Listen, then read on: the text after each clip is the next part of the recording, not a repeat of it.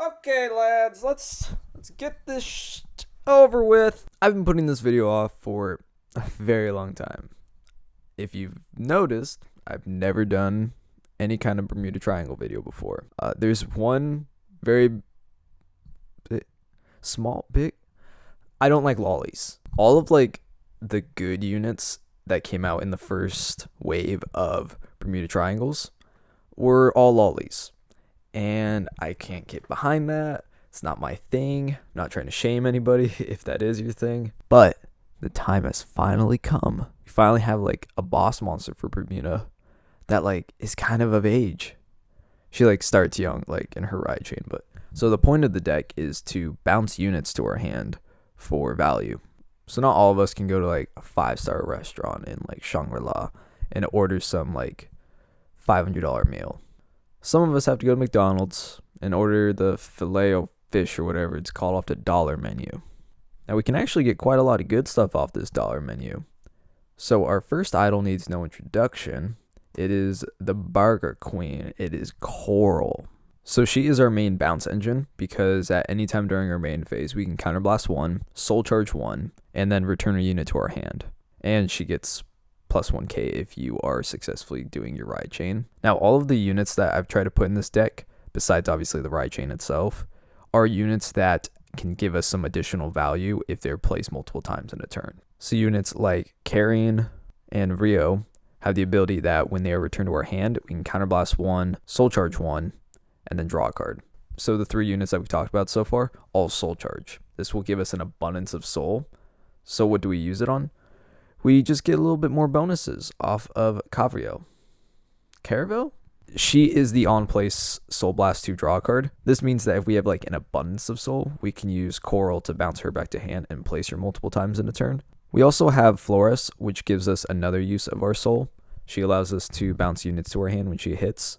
She doesn't need to hit Vanguard, she can just hit rear guards, which is nice when putting down like a booster, for example, you need just for one of your smaller units to hit over an interceptor.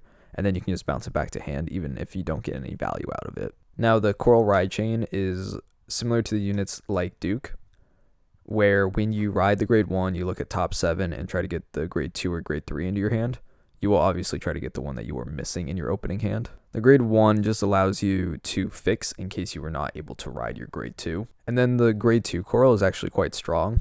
She's a 10k Vanguard if you've been able to do your ride chain correctly. And then she allows us to do some bouncing during the battle phase, which is really cool because this allows you to do some like kind of like big brain combos. But it's mainly just allows you to place units down that you don't technically want on the board, but just kind of need a booster. If you went first and have a counterblast open, you can even place like Rio in the back row and then use Coral to bounce it back to the hand. You placed her just to be able to draw a card.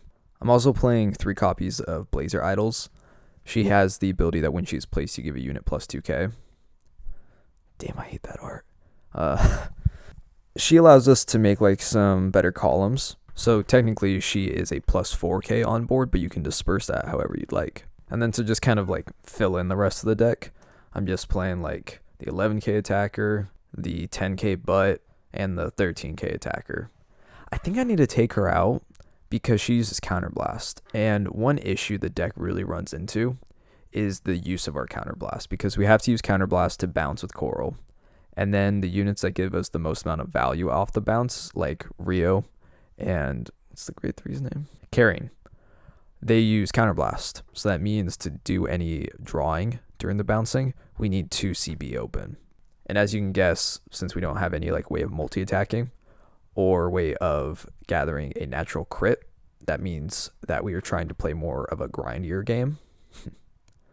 This means that if we are not smart with our counterblast into the late game, we will run out since we don't have any way of countercharging either. Since the deck plays so much draws, and since we are playing this kind of grindier game, we have the flexibility of playing 9 crit.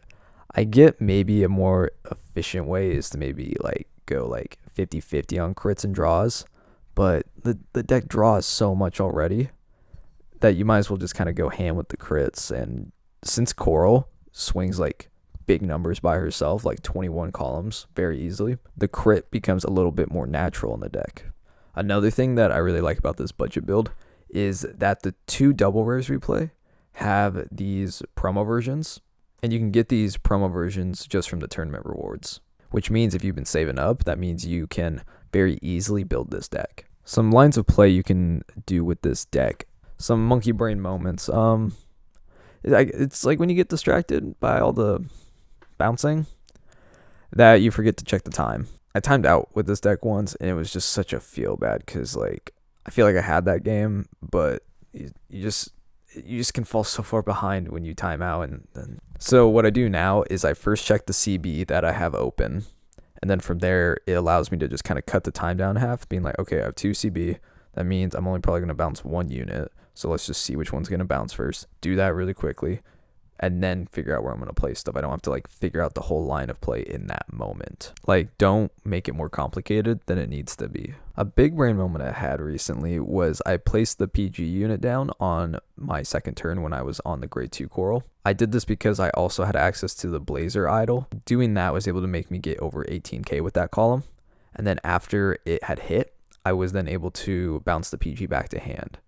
Yes, I did tell them I have a PG now, but they're still gonna have to swing into it anyway. It's not like them knowing I have the PG now makes the PG worthless. I don't think it would have been smart if it wasn't a guaranteed hit, because then I'd have to hope that the card stays out until I get Coral out, and then I have to use my counterblasting to get her back to hand. I just tried to take advantage of the fact that the grade 2 corals bouncing was free. Now, other budget options, like the only unit I was like really considering was the like Black Cat clone. That was like a tongue twister.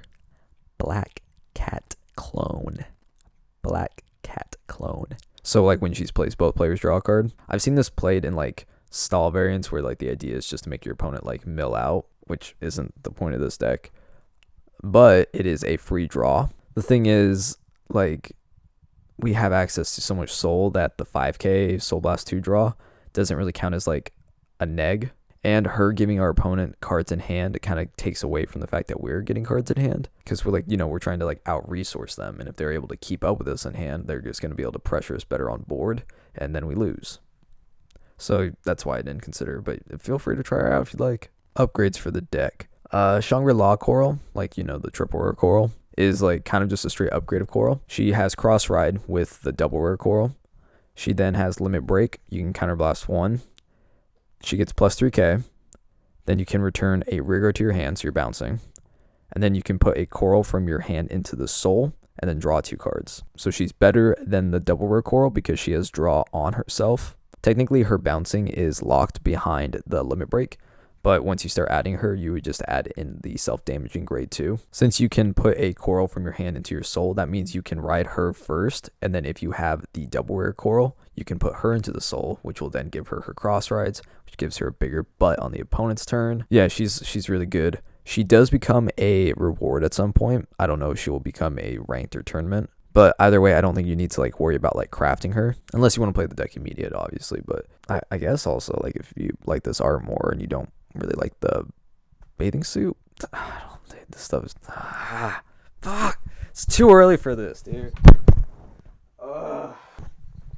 Sorry. The new Pacifica is a really good finisher for the deck because she allows us for multi-attacking. She does use up a lot of CB, and it is possible that late into the game that we might not have that much available, but it's too good of an ability to not play. So obviously if you're playing a lot of her, you would just be more conscious of the CB that you're using.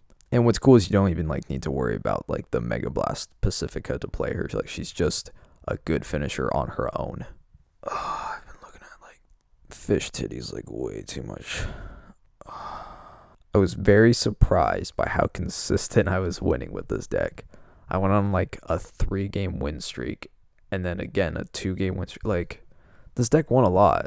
Being able to draw multiple cards in a turn, being able to swing for 21k very easily, and then with the high chance of hitting a crit because we play 9 of them, just gives the deck a lot to do. Since we don't have the new Pacifica in this build, it is very noticeable when the opponent is able to keep up with their interceptors because we're just like barely poking them every turn. Obviously, unless we hit crits, but crits are luck based, so you can't rely on them.